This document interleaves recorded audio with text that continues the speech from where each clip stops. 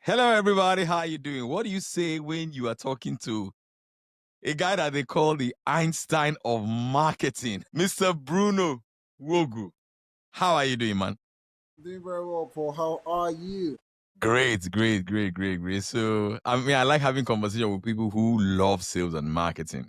I know, So, right? hey, so tell the audience a little bit about you, just for some context, and then we geek out on sales and marketing. Yeah. All right. So, the story begins in 2020, right? Back then, I was a customer care rep in a gym. All right. I mean, actually, it goes back way beyond then, but the main point of the story starts in 2020. And so, used to work in a gym. I was getting paid like 40,000 naira a month, and so it was. I mean, what was that, right? But I just did it because I wanted to get out of the house. I just finished NYS. I mean, I was about finishing NYSC, and I needed to do something for myself, right? And so, what happened in 2020? COVID-19, right? The Yes. pandemic hit. And so, when the pandemic hit, because I worked in the gym, everybody had to go home. We're no longer in the gym. And literally, everybody was forced to be online. Like, anybody who didn't pivot online at that period, I mean, either went out of business or they really took a great hit. But because, I mean, gyms couldn't function online typically, right? They had to start laying down people. But they didn't cut me off till like maybe August. But July 5th, something interesting happened that changed the trajectory of my life. So I was going to church that Sunday morning because that was the first time we were asked to come to church. But that was the first time we were able to meet, right? And so I was headed to church that Sunday morning, and then I was in the middle of the motorway, and so for some reason, right, I think I'd say it's the Holy Spirit now, but then it didn't feel like it. But I heard a voice say, "Go sit down by the back to the window side," and so I go sit down there, bring out my phone. Big mistake to do in Lagos when you're driving a motorway. I bring out my phone to check Twitter, my favorite social media app, and damn, the phone was gone. Right? The phone was gone.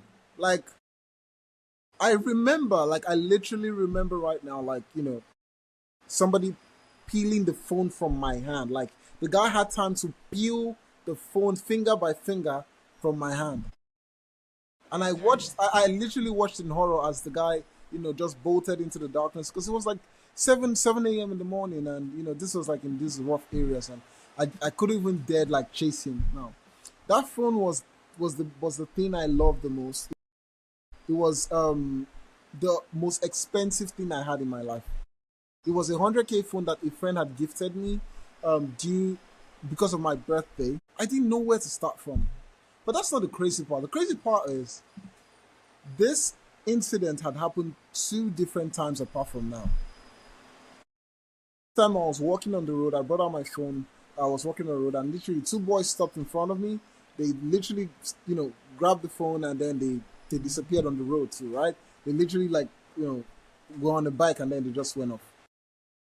Second one was somebody snuck into my house back in Festac and they stole our phones in the house. So at the point I started asking myself, like, Bruno, am I cursed or what? Like what is going on? 3 phones in 2 years? Like, I get and it. that was a problem, right? But this time it was different. This time, right? This time I had no option. This time I was in a place where I was like, something has got to change. I remember walking to church that morning and I was just kicking the rocks because I was really upset.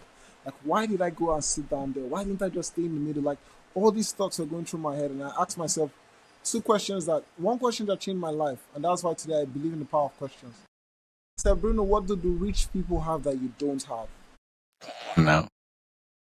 And I thought hard about it, right? I thought hard about it, and I'll tell you my answer. But then it made me realize that I came to the realization that poverty is not a lack of money. It's not a lack of money. It's not the fact that you don't have money. Poverty is a lack of the ability to generate income when you want to. And so I realized that what the rich have that the poor don't have is 2 things. Number one is the rich have something that's valuable. Yeah, I can hear you. Yeah. Right? Yeah. It's also a problem for people.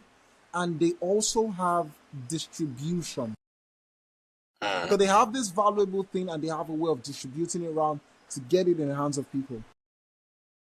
And that day I made up my mind, and I said that I was going to be valuable. I was going to go that route. I'm going to have something that's valuable, and I'm also going to learn how to distribute that thing that's valuable. Love that. Providence will have it, as God will have it.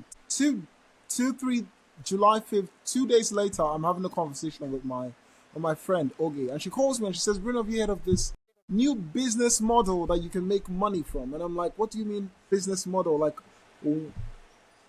I don't believe in all these things. Like, this is a scam. Don't tell me about it." Right? But I thought about it. I was like, well, what's the worst that can happen? I already don't have a phone. I don't have a job. Like, I'm at rock bottom right now, right? Christian. And I was like, you know what? Let me just hear what she has to say. And so she tells me about this online business model, and then you get to sell other people's products and services. And the moment she just said the word, she was like, "It's affiliate marketing." I literally wanted to faint. I was like, "Oh my God, not again." Now, for you to understand exactly why I reacted like that, let's take you back a bit, right? So let's go back maybe 10 years ago. I used to work for my pastor. I used to work, I not work for, but I used to, in the church, children's church and all of that. He asked us to go sell newspapers. And so, in trying to sell those newspapers, I saw this lady, she's well endowed. She had a very nice body, and people were buying from her, right? And here I was under the sun. It had just rained a bit, so the water was muddy, and people were driving and splashing water on me, and I was trying to get people to buy newspaper, right? And in that moment, I regretted it. I was like, this is the worst job on earth. Like, why would somebody ever want to be in sales and marketing? Like, if this is selling, I want no part of it. I don't want to touch it. I get it. With a pole that's like 1 foot long or 1 mile long. I wouldn't want to touch this thing. Like, if you had, you couldn't pay me enough to do sales and marketing. You couldn't. And I used to say, why do you have to force people to buy your stuff? If they will buy, they will buy. You don't have to force them. Like, literally let people be. Because I was under the impression that sales and marketing was about forcing people and trying to get them to buy your stuff, trying to get them to, make them buy, like, trying to force things down people's throat. And then also I'd had like, are you there? Yeah, I can hear you loud and clear. Go ahead. I'm listening. So, and also I'd had like this bad experience with a network marketing. And so, bring one person down, bring one person. And I thought it was something I get like it. that. And I said, no, I was never going to do this ever. But now I was without an option. I had no job, I had no phone, I had no money.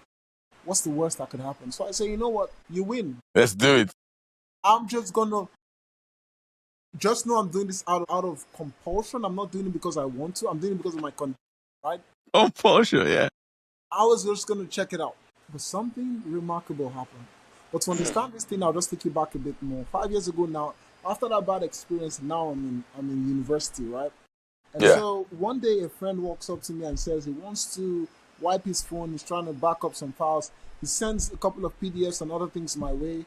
I look at some of them, stand out to me. I read only one. The two that stood out to me was Thinking Fast and Slow by Daniel Kahneman.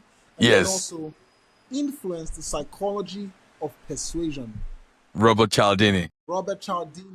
I opened that book, and I kid you not, I opened that book and I felt like I had found the secrets of the universe. Come on, man. Love it. I felt like for the first time, it just was fascinating. It was literally the most incredible thing I had come across all my life, apart from the gospel of Jesus Christ and all. And I was like, so you're telling me that human beings can be, for lack of a better word, programmed to do things, and you can alter people's behavior by certain things you do either before or the way you present certain things. My goodness. And so I had started being open to psychology, persuasion, human behavior, decision making, behavioral economics, all these things way before this event where my phone was stolen. And so when she told me what it was, and she was like, "Yeah, it's affiliate marketing." I literally wanted to faint. I was like, "You couldn't pay me enough to do marketing sales. Like, you can't. Like, literally, the only reason I'm doing this is because I have no other option, right? I mean, what's the worst that can happen? I just lose like the amount of money I paid for it, like 40,000. I'm like, okay, no problem. Let's do it." And I opened. So to tell you how crazy it was, my phone was stolen July 5th, 2020. I bought the course July 9th, 2020, and I didn't open it till July 20, 2020. Why? Because I didn't want to do anything sales and marketing. The very fact that some people call me the Einstein of marketing is a plot twist of the plot twists. Okay. And so I open the course. I start reading it. I start going through the program, and literally a light bulb just went off in my head. And I was like, my God, I understand what this guy is saying. It was like all those years of interacting with psychology, persuasion, all of those things. It just came Somebody together. had put it together. And I was like, holy good, oh my goodness, right? The program was for 12 days. I stopped at day 2 and I went ahead and started implementing it. In the first 24 hours of implementing that program, I made my first ever money I'd ever made in my life online. 2,250 naira was what I made. Less than about $5 there about when I made it. And I remember seeing the notification coming, you just made a sale. And I think tears almost came down my eye. I thought to myself, I said, if I could stay here in one place in the world and literally get somebody across the world to Buy your stuff. buy Yeah. my stuff, this must be the greatest power in the universe. Yeah. Right? Yeah. And then I literally went on to it. In the first week, I made my first 100,000. In the first month, I made my first 1 million naira from the first online business I ever did. All because I understood the principles of persuasion and psychology. I went on to make another 1 million. I went on to make another 1 million. I won a car, and literally my name became everywhere. People were coming to me because they wanted to learn marketing, learn to sell, and all of that. And so I realized that what I knew intuitively about human behaviors, persuasion, and all of that, it was difficult for most people to grasp. It was like I had an X-ray of people, and I could see beyond certain things to understand motive, reasoning, all of those things. And so I could communicate to people what they couldn't understand from either, maybe a course, and people started getting results. My students started doing very well. Like literally, my students were now winning cars. I wasn't the one just winning it. My students were now the one doing it very well. And then I realized one day that, I just have this knowledge of marketing like in a peripheral. I wanted to get good at sales and marketing. I said, I was going to go learn sales because if marketing is like this, then I probably should handle sales. And then I invested in a coach, and I started learning the art of sales, like getting people to buy. Because then I was selling like 40K product, and but now I wanted people to buy 5,000, 10,000, 20, 30, $50,000 worth of products and services. I wanted them to buy online, and I went to get a coach to teach me how to do that. Between then and now, I probably spent way over $15,000 to $20,000 investing in my education and my services. And as of now, as the last time I counted, I've been able to help me, my clients, the amount of money I've made, and for my clients, we've done over $2.5 million in remote product sales and services. This doesn't include the physical products and all of that. This is just online.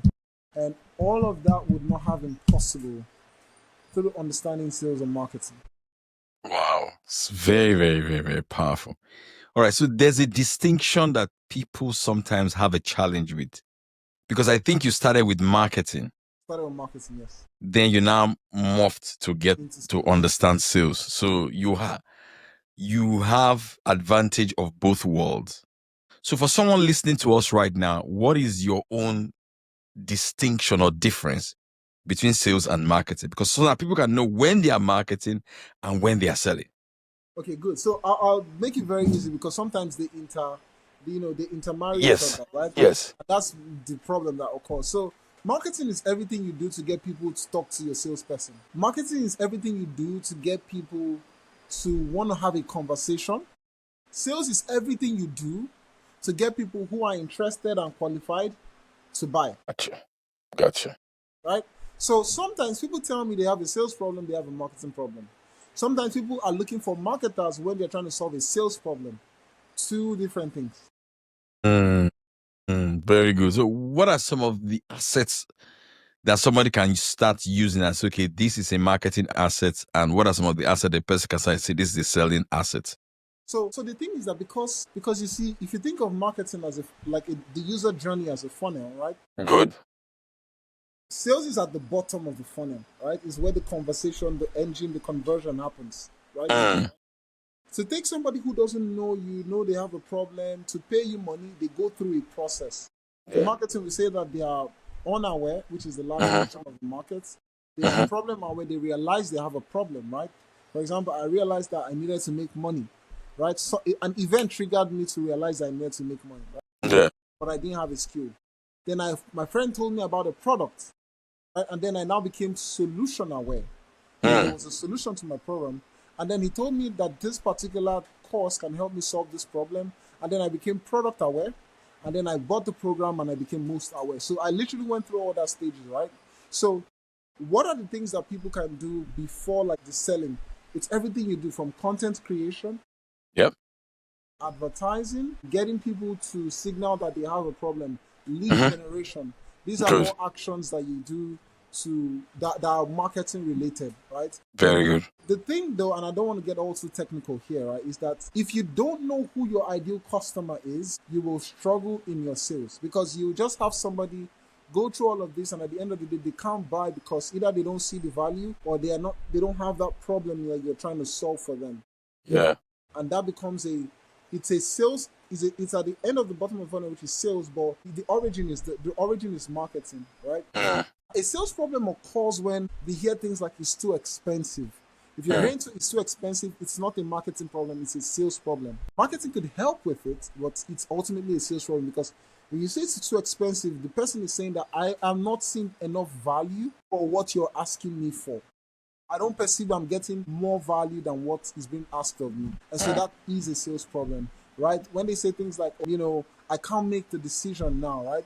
Then it means that you're talking to the wrong person, the wrong decision maker. So, like I said, there's an intermarrying of marketing and sales, right? That's why those the two departments go hand in hand, right? Your sales team should talk to your marketing team. Your marketing team should talk to your sales team. Because if marketing generates the lead and passes it on to sales, right, but realizes that, you know what, we keep getting people who don't buy, irrespective of everything. Then they look at the data and they're saying, okay, we're getting the wrong people, right? Because people come in here based on the message, based on perception that this is what we solve. Yeah. Solving that problem, right? That's right. Pass it down to marketing, and marketing now fixes it, and then the right people then start to flow down the funnel. Yes. So maybe perhaps the bait that they are putting in front of the potential customer is the wrong bait. They are fishing in the wrong pond. They are fishing the wrong pond, exactly. They're putting the wrong bait to catch the wrong type of fish. It's not the fish they're looking for. Yeah. What is it that you believed about marketing that you no longer believe? I used to think that marketing was about talking about your products and services. I used to think that it was about forcing people to buy. I used to think that it was about, and by marketing extension, sales. I thought sales was about convincing people. Really? Yes. I used to think that sales is about convincing people, because you hear all these people that say, oh, you have the gift of the gab, People say things like, I can sell ice to an Eskimo. I am the world's greatest salesman. And I used to think that the marketing is about sales, but what I don't believe anymore is that, number one, is you're not supposed to sell to everybody. And I think most business owners don't realize this. That's a tough thing to swallow, because people find it very difficult to be very polarizing. And not a lot of people have the stomach to be very polarizing. Yeah. Because I read some of your content, I read some of your tweets, and you can be very, very polarizing. Yeah. There was a tweet you were talking about. I don't want to call the name of the mobile bank, the fintech company. I'm like, this guy likes trouble, Sha. I just left it. Yeah. So, I mean, because I pay my staff salary with that company. I know. So when you said that, I said, maybe it's just trying to generate some information here, but whatever. I just said, This is it. Yeah. So you're right. Like, I had people. Are you? Yeah, I can hear you. Yes, go ahead. Okay, all right. So I had people who've come to me and they're like, they saw me in person and they're like, yo, why do you say that and all of that? And I just laugh and I just try to explain that. I was just explaining the perception that I have, right? It's Yes. not like as though I believe that like about every single person. It was just a perception. Yeah. Nevertheless, though, you're right. Most people don't have the stomach to be polarizing, right? But the truth is Yes. that once you come to terms with the fact that you're not water, right? You will have enemies. And Yes. enemies can be ideas, ideologies, all of that, Yes. right? But Yeah. you have to start. If you stand for nothing, or if you stand for nothing, all right, then I mean, what do you stand for? If you don't stand for something, you stand for nothing, right? If you don't stand for something, you stand for nothing. And by taking a stance on something and saying, and now we're talking marketing, right? But by taking a stance and saying this is what we stand for, right? It means that you draw the line in the sand. If we watch movies, because movies are some of the greatest marketing ever, right? If you watch movies, a hero is only as great as his battle or his enemy. His enemies, yeah. Yeah. Right? So Yeah. no great foe, then you have no great story. Yeah. Right? Yeah. People will buy your story. What are you against? So long and short of this is that, right? To answer your question, to go back to what we're saying because we digressed a bit, is that Yes. what I believed about marketing and sales that's different now is like your product is not for everybody. Yeah. You need to, and you don't need to sell to everybody to make a whole lot of money. You don't need to sell to everybody to make a whole lot of money. See, sometimes that's why they talk about market share and all of that, right? Market share doesn't always mean like every single person in the planet, right? It doesn't. It just means that of the total addressable market that we have, of our ideal audience, we have the largest portion of it. Yeah. Yeah. Right? So some people will resonate with certain products and services, some people wouldn't. So a good product will find, and I was talking to a business owner today and I said, look, you need to find what's the story that your product is going to be selling. People buy stories. People don't just buy products, they buy stories. Today I use an Apple phone, right? I use an iPhone. Yeah. I use an iPad, I use a MacBook, I use an iWatch, right? If Apple had a car, I'll probably be driving an Apple car. The reason I drive a Benz is because it's the closest feeling of Apple to me. And I'm like, I write those things because I want to tell a story. Like, if you ask me directly, I wouldn't tell you, but the marketer in me understands that I have these things because I want to tell a story about myself, who I am, right? And these things are reflections of those things. I like that. I like that. And perhaps you have also seen it in the people that you admire, like mimetic desire. Behavior, mimetic desire, yes. Yeah. So that's the thing I believe about marketing. I thought I had to sell to everybody. And then I also realized that sales, now talking about sales, is not a game of convincing. There's a statement that one of my mentors used to say, is, a man convinced against his own will is of the same opinion still. Yeah. Yeah. Right? You can bombard a mind and get it agitated with new facts and all of that. But look, I tell my students, all persuasion is self-persuasion. Yes. All persuasion is self-persuasion. Why? Because people buy emotionally, but they will justify it with logic. Bottom. So if somebody, if you maybe bamboozle, promise, overwhelm somebody's emotions, when it settles, the logic will kick in. So you got to hook the emotion, but sell to the logic. Yeah. Right? Emotion buys, logic justifies. That's how human beings make decisions. And so most of the time, once I realized this, I realized that sales became very easy for me. I stopped trying to get people to buy. I started trying to get them to discover. And that's what it is, to discover if they have a problem, if they have a problem, if it's big enough problem for them, right? Yeah. And if they want to solve it. So discovery became 80% of my sales. Like, I literally, if we go through discovery and I find out that somebody has a problem, they can solve it. By the time we get to the pitch, by the time we get to talking about my products and services, it should be a done deal. What are some of the principles, tenets, or first principles that you believe about sales? You've held on to them. For example, I believe that if you increase the surface area, you eventually look for get what you're looking for. I believe that sales is a contact sport. Whether the contact is through distribution or whatever, that the higher the contact with the right term, totally addressable market, the higher your conversion rate will be. I hold those things strongly. So what are some of the things that you believe about sales? But that is a marketing belief. You should really think about it, right? Yeah. That's a marketing belief in the sense that, and I think by use of marketing, I also talk about like when you're addressing a group, like when it has to do with groups, right?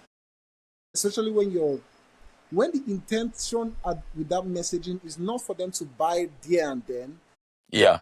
I would consider that a marketing Yeah. action. Yeah. If the intention is for them to buy there and then it's a sales action, right? And also anything that involves having a conversation with the person with the intention for them to either buy, right, take action, within a specified time period, I'll say that's sales, right? Fantastic. So that if we define that, I mean, I'm not saying it's a perfect definition. There Yeah. might be certain products and services that might overlap, and some might not fall into that. But that's how I hold it. So if you ask me what are my tenets about sales and marketing, Yeah. I'll tell you. I wrote it down somewhere. I like that.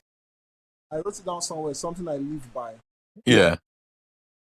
And I also quickly while you're pulling that up, I also believe that prescription before diagnosis is a fraud. Yes, prescription before diagnosis. So I believe in diagnosis, which is I'm very big on discovery, and I can't stand when people don't do any form of discovery before they try to say. I feel like you're a robber. Of course, now you don't walk into a doctor and then he says, "Oh yeah, I'm gonna give you a cancer medication," and you're like, Yeah. like how you so sure? Like you need to diagnose properly, right? Yeah. So go ahead. Go ahead. And I think that in discovery, you're not just. So I tell my students, sales is not trying to get people to buy. It's about two things. You want to get them to discover, and you want to help them make a decision. Yeah. And that's what it is. And that decision can be that this product or service is not for them. It's spot on. Exactly. And most people don't realize that. Like that Yeah. is a decision that they can come to. We can Yeah. have a conversation and we realize at the end of the day that, look, maybe you don't need me. Maybe you're better off, with your provider, your service, who you are with right now. But I just want us to get to the truth. And that's what most of the time the sales conversation is about. I want to get to the truth. Literally, I'll tell you, I have a conversation coming up very soon with a guy, right? And while I'm sharing this, we had a call, and at the end of the call, he said, "Yeah, Bruno, I want to check out other people. Let's book another follow-up meeting." We had a follow-up meeting. He showed up, and he was telling me about the people he checked. One of them is cheaper than our own, by almost half, right?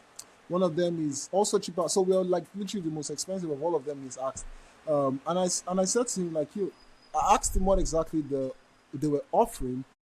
And when he mentioned everything, I just smiled. I smiled, and then he was like, "Come on, Bruno, tell me, what is it? What is it? I know you have, there's something that's making you smile." And I say, "Hey, look, man, you can go buy from them. Like you can. Like, I just know that 3 to 6 months from now you'll be back here, wishing." I told him like you can. There's no pressure. You can go buy from them.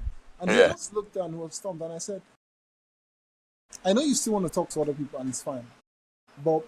You know what? I'm going to do the one thing that no salesman is going to do, right? What I want us to do is go and have that conversation with them, ask them all these questions, come back, right? And we're going to go through everything. We're going to look at the pros and cons. At the end of the day, you decide. If we both look at it, I will tell you if you have a better deal with them. If you have a better deal with them, no problem. I'll go buy from them. Yeah. Right? And he was like, "Thank you so much for educating me." Like, because he didn't know anything about this world of advertising and marketing and all this stuff, right? And I said, "Look, what they're offering you, right? I have people who I sell to who are coming from what you're about to purchase. And they come to me and they tell me they wish they didn't do that." Right? So I say that to say that that could be a decision. We could go through that and we could see that, okay, you know what? For his goals, for what he's trying to achieve, for what he's trying to get to, for where he is right now, maybe that's just a better option. Maybe that's just a good starting place for someone like him. Yeah. That's fine, right? That's fine. So Makes a lot I'll of tell sense. you what my tenets are, right? What are I those? was looking for it.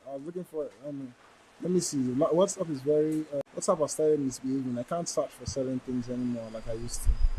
Let me just try. It's not indexing properly, so I'll just tell you the one I have. This is not the updated one, but the first one is this. All right, I believe that there are more reasons for a person not to buy from me than there are for them to buy from me. Right? And so I build my sales process to go for the no. I believe that the sales starts when we look for the no. So I look for reasons for them not to buy from me.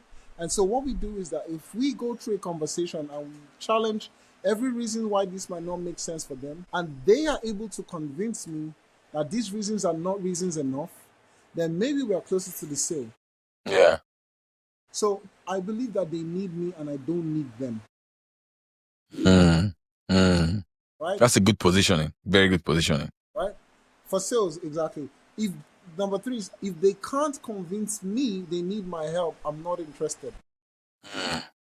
Now, obviously, it doesn't mean I'm going to get to the person and say, yo, convince me that you need my help. Nope, right? That's the skill of sales, this discovery. I ask questions, I look out for the answers. Based on the answers they give me, I challenge those answers. And based on that response, I'm able to say, you know what, you probably don't need me. Yeah. So number 4 is that I always go for the no. I always go for the no. Number 5, which is something I had to implement late, is that I close at the beginning, always. Very good. I close at the beginning. Number 6 is I disqualify hard. I don't look. People talk about qualification. I disqualify because it's easier to disqualify than it is easier than it is. In other words, you are front loading the disqualification questions first. Yes. Makes sense. Right. And then selling is a communication skill. It's a skill that if you know it and you know how to do it, it'll change your life. I believe that you don't need to be a consultant to sell. And you don't need a relationship to sell. People don't buy because they like you. People buy because they trust you, first of all. But if they are faced with 2 options between the person they trust, 2 people they trust, they will go for the one they like. Yeah. So most of the time, people think that, salespeople need to be very liking and all of that. But people don't buy because, when you bought food, did you buy food from the woman because she liked her? No, it's because you trust the brand. The food is good. The brand, you trust all of that, right? But if you have somebody that you have a good relationship with, right, and you enjoy their conversation, you like their person, you like how they make you feel, of course, it makes the decision much more easier. Yeah. So I realize that most of the time, salespeople are trying to get to be liked when they should be trusted. Very good. This is so good. Also, one thing I believe is, I 100% believe this, is that you show expertise, right, through the questions you ask, not just the answers you give. That's right. That's right. And lastly, all persuasion is self-persuasion. People will move because internally you've created the urgency, the desire, right? But ultimately, they will be the ones to make the decision. Great. What are some industries that you look at in Nigeria and Africa, and you go like, these guys, they get it? And what are some historical marketing and sales people that really got it? Like Edward Bernays is, for me, gets it. Propaganda, super smart guy. So who are some of those industries that you look at and you go like, as far as I'm concerned, the network marketing industry in Nigeria, when it was hot, understood it. Let's do the sales part, Yeah, so the sales what are part, those? yes, definitely. So the thing now is that because, honestly, I don't want to sound very, it could be based just because I'm naive. You're more experienced than I am. When I talk to a lot of business owners, when I look at a lot of sales processes, I struggle to see the person that gets it the most. From the everyday interaction, and I think it goes back to. But that's an opportunity for you and I, because there's no sales process in companies in Nigeria. Yes, there isn't. So I look at it and I'm like, what exactly is going on here? Bruno, don't even go fire. See, I work a lot with the real estate industry. I've worked with one that did 30.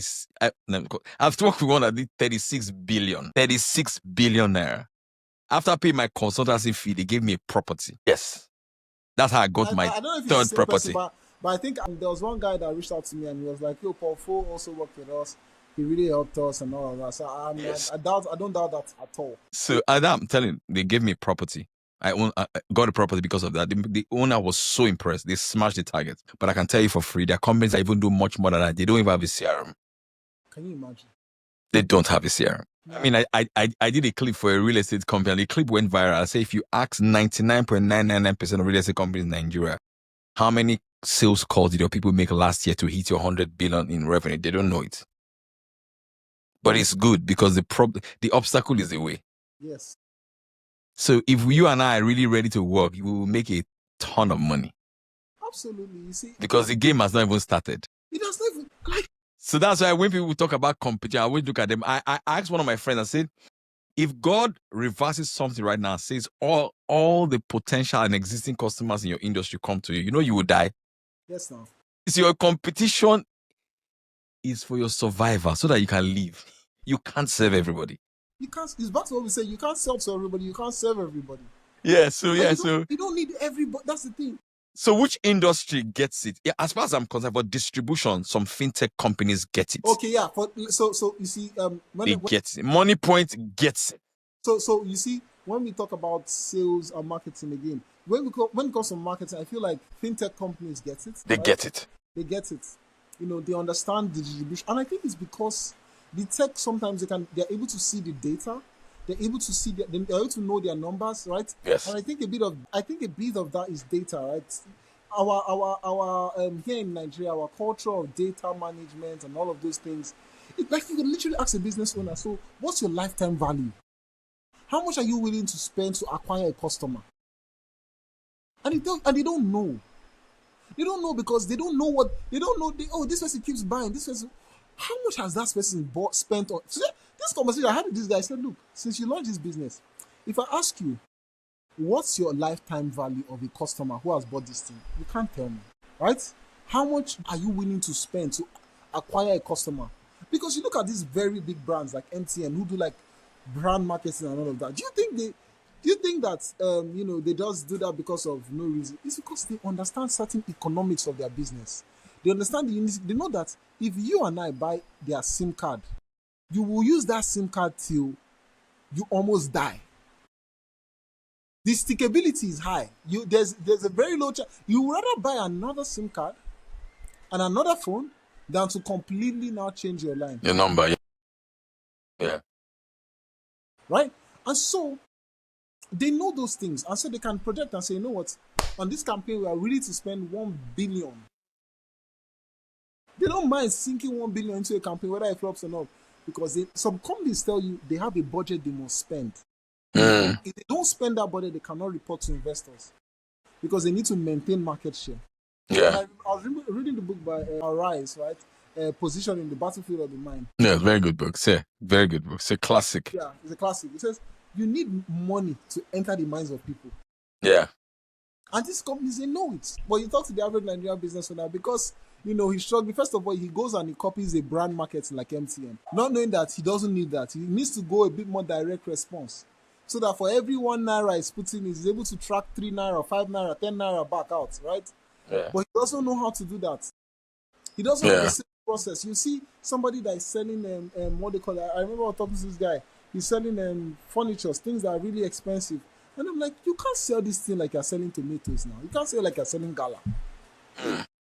You need to be, if you're, first of all, this is even the one that kills me the most, is that most people don't even have a sales team or a sales, what they have as a salesperson is a glorified customer care person. Yeah. I mean, somebody comes in, I had a lady that came to me, so she had worked with this digital agency person, they recommended her to me and said, if you need closers, because that's who my sales guys are, they're closers. If you need closers, talk to Bruno. So she reached out to me, she was like, Bruno, I need someone that can come in, confuse and convince my prospect. I said, madam, we don't confuse people here. Well, that's how she likes to put it there, like somebody who can get the job done. I said, no problem, I'll get you one of my guys.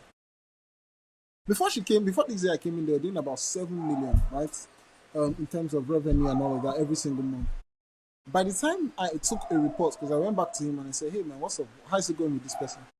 He said that they were now doing 18 million naira. Wow. By simply having one person, one closer. As of 2 days ago, May 6th, we were having an interview for another salesperson to come in. Very big. So you offer that as a service? Oh yeah, I offer that. I train sales teams. Great. So we're going to put that in the show notes. Yeah, very, very good. So I train sales talent and I place them with companies and all of that. So I was saying that to say that, oh God, I forgot where I was coming from. This is the problem I'm talking about this thing like this. But nevertheless, I was saying that, so they have glorified customer care services, right? Somebody comes to you, right, and says, oh, I'm interested in this, right? That's great. But they don't buy immediately. How are you following up? Yeah. Right? How are you following up? So my girlfriend, right, she wanted to throw a surprise birthday for me, right? And I asked her, like, how did you happen Coincidentally, she went to my client, the person I just told you now, because that's the service she offers. But I said, how did you even know this person? She said that and she reached out to a lot of people, a lot of all these businesses, right? Not one person followed up. Yeah. You know how many times I just randomly check out somebody and I click on their page and I go to their WhatsApp and that's the one that kills me the most. Everybody is sending leads to WhatsApp. Why are you sending all your leads to WhatsApp? Like you have no filtration in process, you're not qualifying, you're just sending it to WhatsApp so that the salesperson does what? He just sees random numbers. Like, don't you think that overwhelms the person if they are talking? You know, first of all, we both know that if you're going to get qualified leads, you go through a lot of leads, which is part of Yes. our surface area. Yes. Yeah. So you have to go through a lot of numbers. So if you want to get 10 qualified leads, you must be willing to go through like 100 leads to get 10 qualified people. The problem though is that it's the same thing in psychology, which is like the gambler's fallacy or so, or which is that then if a gambler has a 50% chance of winning or losing, and he makes a gamble of $100 and he loses $50, right? And he makes a gamble again, his chances remain 50%. If he loses another $50, he's not likely to gamble again. Sorry, if he loses $25, he's not likely to gamble again because it's a 50-50 chance. He might lose, he might win. Do you understand? So if you take that back to this conversation, if somebody is going through a leads that you know that out of 100 you find 10, if he goes through 1, 2, 3, 4, he might give up. Yeah. 5, 6, 7, it might be in the 10th person who find the lead, right? Yeah. Discouraged from the unqualified leads in the system, he just gives up. And so businesses are basically just doing paid advertising or none of just sending leads straight to WhatsApp are doing it wrong. You need to qualify your leads. You need to be able to say, this is this person, this is their qualification criteria. This is when using the BANT framework. And for businesses who are watching this, if you don't know what it is, you use the 4 qualification framework: budget, authority, need, and timing. That's how you qualify a lead. Fantastic. Let's take a quick message. I hope you guys are enjoying this episode of the Powerful Podcast. This is Bruno just dropping some firepower here, man. If you're listening to this on Spotify, click on the subscribe button. If you're listening to this on Apple Podcasts, click on the plus follow button. If you're watching this on YouTube, click on the subscribe button. This episode of the Powerful Podcast, I don't even know which of my product I'm going to plug. Yes. You can just click on the link in the show notes and join our community. It's $200 for the whole year. But what do you get? We review a book on sales and marketing and psychology in the middle of every year. I drop a nugget 3 times a week, Monday, Wednesday, and Friday. And then we network with each other. We have over 200 entrepreneurs from all over the world. All over the world. In fact, the guy just closed a real estate deal off the back of the people in the community. So click on the link and join us. And I'll talk to you soon. Bruno, go ahead, man. But I want to ask you one question. Please go ahead. The question I want to ask you is, one of the biggest challenges that people have is the channels to acquire a lead. From your own observation now. And after that, I'm going to ask you how ChatGPT has impacted your business and your writing. Great. What are some of those ways through which somebody can get a customer? Let me tell you one way that people undermine is physical events and speaking at events. True. I don't think people understand the power of that thing to acquire a lead. But go ahead. I think that you're onto something there. I'll say that because I myself, it's something I want to do. I want to host like physical events, especially in the sales and marketing space. And I think there's a lot of potential there. I'll say that. Serious potential. I'll say that, obviously, right? Because I have a bias, right? Just heads up. I have a bias, and my bias is the fact that I came into this game in the middle of COVID. All I have known is digital marketing. It's digital, yeah. All I You're have right. known is digital. You're so right. You wouldn't blame me that digital is like everything. So I'll say that if you want to acquire a lead, there are different ways. There's content, right, where you create content and people come. It's a bit slow. There's paid advertising. You pay to advertise. You spend money. It's expensive, but you get results a bit faster. You can test things faster. There's referrals, obviously, good old referrals, word of mouth. There's good old referrals, word of mouth, and then there's a combination of all of these things. In content, because what I realized for most of the time, and then of course there's influencer marketing. There's communities where you join communities of people. So there are lots of ways to get customers. I think most of the time people ask the wrong question. They say, The question is, who is your customer? If you know who your customer is, right, then part of your understanding of who your customer is to know where they hang out. Yes, yes. A group of people will hang out more on Instagram than they hang out on Twitter. A group of people will hang out more on YouTube than they hang out on Instagram, right? And so when you know who your customer is, when you know who you're very, very clear on that person, then you can find out which channels are they. Are they even on social media? Now, this is what I'll say, right? After doing my own research, I found out that in Nigeria alone, the internet penetration in Nigeria has grown. Yeah. From 5 years ago, and it's only just growing. And I think most companies are beginning to see this now, and people are beginning to see the power of social media, right? I think it's in its nascent stage here in Nigeria and Africa. Very, very nascent. There's this business owner I told you I went to see today. He's been struggling with sales, and then he opened TikTok, and this guy speaks Yoruba, right? He speaks Yoruba on his TikTok, and Very he good. has been making sales. Very good. Because he found his audience, he found the people that resonate with his product and service, and he just focused on it. It's very powerful. It's like what Naval said, that he's been authentic, that nobody can compete against you when you are authentic on yourself. Nobody can.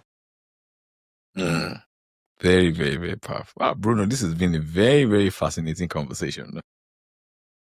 What's the one book that you have referred people to read, or podcast you've told people go and listen to this podcast, or YouTube video you've told a lot of people watch this, listen to this the most? That's hard because I listen to I consume a lot of information on marketing. How many? To tell me what's your personal L&D like, learning and development? Like, how many books you look at? How many podcasts? What's your favorite? I honestly don't. I check on my iPad right now. I have so many books. But books on psychology, you see books around behavioral economics. Yeah. Behavioral economics is the study of how. That means you like Rory Sutherland. Oh my freaking God. Jesus Christ. I discovered that guy and I couldn't stop. It's a great guy. Consuming. Jesus Christ. When I read Alchemy, It's right? a great guy. I was like, wow. Brilliant guy. He's brilliant. Freaking brilliant guy, right? Rory Sutherland. Funny enough, he follows me on Twitter, and I did. Oh, that's very good. Very good. Right? I literally, somebody followed me because they followed him, and the person that followed me now, I work with the person. I was like, I follow you because Rory follows you. I was like, oh. Wow, very good. So Rory Sutherland is definitely good. I'll say that in terms of marketing, honestly, I've not seen anybody because I'm fascinated with the fact that the human brain has shortcuts of this. It's not a perfect logic processing machine. It's called a miser. Heuristics. Yes, heuristics and biases are what it forms to make. And by understanding that, you can then hack it, right? So that you can be, it values what you're presenting more than what somebody else is presenting. So understanding that is game changing for you. Behavioral economics, any subject around that, Rory is a very good place to start, right? When it comes to sales, there are other people I recommend. They're not so popular. I don't know if you know this guy, the UK's most hated salesman, right? Benjamin Dennehy. Yes. It's very polarizing. Very polarizing. Exactly, right? So, it's good. It's good. It's very good too. It's very good. Yeah, those are some of the people I listen to. So those would be very good places to start. There's obviously the popular guys like Alex Hormozi, all of that. Those are good places for people to start. Those are good things. I encourage anybody, if you want to understand sales a lot, listen to psychologists, watch doctors, listen to CBT content, cognitive behavioral therapy. They ask very, very good questions. Very, very, very good questions. And listen to things outside even your space. Yes. Totally disconnected from your space. Yeah. And just see how they get you. How they get you. Kai, Bruno. I think you should also listen to stories, like watch movies and see what's currently going on. Yes. Sometimes you watch Money Heist, you watch The Day of the Jackal, and you're rooting for the villain. Why? And then we don't position our products or our services as the protagonist and the antagonist. You understand? So you look at this and you take the things there, the gleanings there, and apply it to your product and service. How has ChatGPT helped your business? So how ChatGPT has helped me is the fact that I think it speeds up. I use ChatGPT as a sparring partner, right? So this thing I asked you now, right? I said, why do we contend or side with the antagonist sometimes, or with people who do things that in real life we would not agree with? Somebody goes and robs a bank. Somebody goes and shoots somebody. Like, why are we siding with that guy when we are watching this movie? And then it begins to tell us certain things, right? And I asked ChatGPT this question, and it just gave me a lot. I was like, damn, this is so good. So how has ChatGPT helped me? I think ChatGPT has made me more smarter as a person because now I'm able to ask better questions. Very good. So spot on. I told my children that recently. I said, if you spend 10 minutes with ChatGPT every day, your IQ will increase by over 20%. Yes, I think so because first of all, you see the power of questions, right? Yeah, Because a very, very different powerful. prompt to lead to a different answer, a different prompt to lead to a different answer. Right? And so let me tell you a prompt I gave to members of my paid WhatsApp group yesterday. I said to them, I asked ChatGPT, I said, act like the devil, the Satan. And if you were going to stop a salesperson from being successful, what will you do? That's a good one, actually. I wish I can pull off the answers here. That's a good one. It was crazy. It was like inversion. Then I now said, all these things the devil told you. He said, don't follow up. He said, don't ask good questions. He said, just do the opposite. It's like what Charlie Munger said that he said, don't ask yourself, how can I have a great marriage? He said, ask yourself, what are the things that will destroy my marriage, and do the opposite. Bruno, this has been a great I knew it was going to be a banger. I knew this conversation was going to be great. This is like a masterclass I would just give to the world for free. Yes. And I'm sure, and I really want us to push Africa forward. The narrative is far because we have the gold, we have the natural resources, we have the volume of people. If both of us can get it right, the wealth will be unlimited. And we have not even started. Absolutely. So I'm going to put Bruno's handle in the show notes. Bruno, talk to us. Where do people find, did you have a product, a class, something coming up where people can check out? Yeah, I have a product for people who want to get, sharpen their closing skills, close more deals, make more money, that kind of stuff. Okay. I'll put it in the show notes, yeah. You can if you're looking for me, Bruno_Nwogu on all platforms. You'll find me there. On Twitter, I'm active. On Instagram, I'm there. Go find me there. And I literally just started a YouTube channel where I'll start talking about a bit more of psychology, persuasion, influence. I'll be coming at sales from the psychological perspective of things. And so you can rest. Great. I hope you had a good time in the podcast. I hope you enjoyed the conversations. I definitely enjoyed it.